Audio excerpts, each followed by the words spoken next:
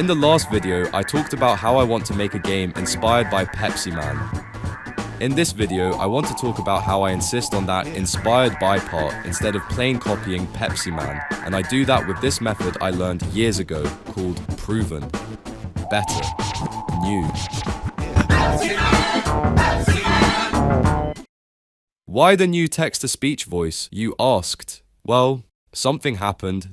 The settings for that voice got wiped and I can't find the old voice I used on the last video. So yeah, I'll be using this new voice until something come up again that forced me to use different voice. Pardon me for that. And with that, let's start the video. The first part of that method I mentioned earlier, proven, is basically something that's already proven to bear result. In simple term, the main reference for my game, which is Pepsi-Man, like I've already mentioned 100 times by this point. So one thing is clear, I guess. Now, the second part, which is better. It means to change the things that already existed inside your chosen main reference, your chosen proven. This change can be improving the targeted mechanic or erasing it entirely so the game will be in line with your vision and easier to prevent copyright from the main reference's developer. It's basically, can I copy your work and change it a little so it won't be the same? Kind of situation. The things I want to make quote-unquote better from Pepsi-Man, amongst other things, is the checkpoint mechanic. Pepsi-Man used red balloon item as its checkpoint. To activate it, you need to collect it. Although in a way, this can contribute to the gameplay experience, in my opinion, it is better to make the checkpoint as an unmissable gate, rather than an item you can easily miss. With this, the player can give their focus on dodging obstacles and collecting cans, instead of the checkpoint itself. As you can see, the design of my checkpoint gate, for now, is a couple of speed bumps with a surveillance camera beside them.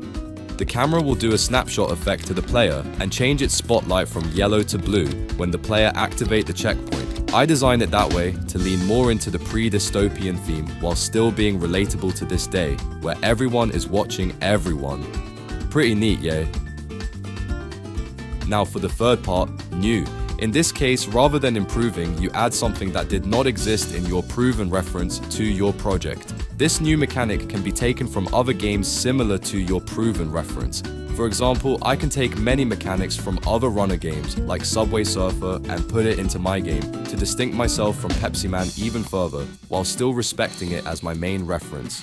The quote-unquote new variables that I want to highlight in this video are health pickups, healing bar indicators, and fixed camera angles. In Pepsi-Man, to heal yourself, you need to collect 10 cans in a row after you took damage. My games still do that, but I also use a coffee cup collectible as an instant healing item. With this, the player will have an additional way to survive and more rooms to mess up during their gameplay. A simple mechanic that I think will change how the player behave in a runner game such as this. I chose a coffee cup as the health pickup item because, generally speaking, coffee is the healthier option than cola or energy soda for caffeine intake.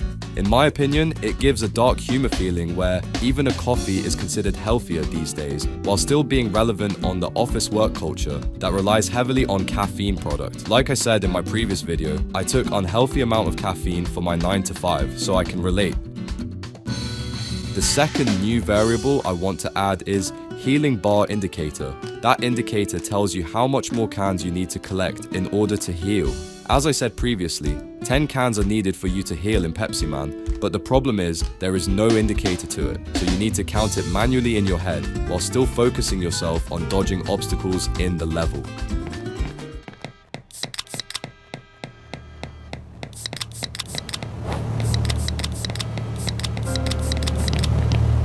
Pretty slick, right? I decided to design it as a fill bar rather than a direct number indicator. The reason for that is, I believe seeing a bar filled up rather than numbers increasing feels a lot better in the eye and dopamine receptor. I want to give the player that edge and motivation to collect more cans, especially in low health, beside helping the player visually to manage it.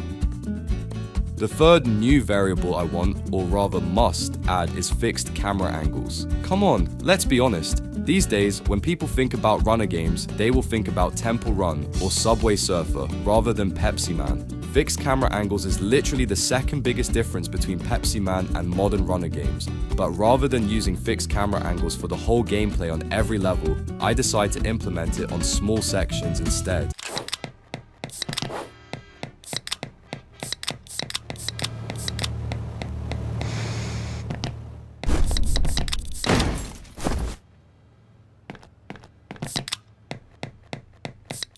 I believe, beside making it more familiar to newer runner games that the public knows, it also gives a new flavor to the gameplay. Like switching to savory and sweet food during your visit to all-you-can-eat buffet, it helps in keeping player engagement alive during the long hours of playtime.